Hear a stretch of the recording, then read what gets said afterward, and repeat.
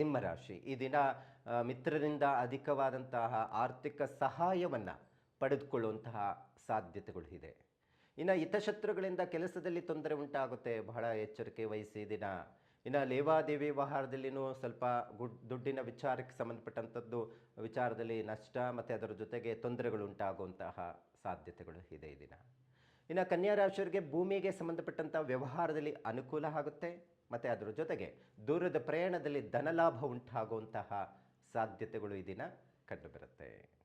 ಇನ್ನು ತುಲಾರಾಶಿಯವರಿಗಂತೂ ನೀವು ಹಳೆ ಸ್ನೇಹಿತರ ಕೂಡಿ ಹೂಡಿಕೆಯನ್ನು ಮಾಡುವಂಥದ್ದು, ಹಣದ ವಿಚಾರದಲ್ಲಿ ಅನುಕೂಲ ಆಗುವಂಥ ಸಾಧ್ಯತೆ ಇರುತ್ತೆ. ಒಟ್ಟಾರೆ ಉತ್ತಮವಾದಂಥ ಲಾಭವನ್ನು ನಿರೀಕ್ಷೆಯನ್ನು ಮಾಡಬಹುದು. ಇನ್ನು ಕೆಲವರಿಗಂತೂ ದಿಢೀರ್ ಆರೋಗ್ಯದ ವಿಚಾರದಲ್ಲಿ ಏರುಪೇರು ಉಂಟಾಗುವಂತಹ ಸಾಧ್ಯತೆಗಳಿದೆ.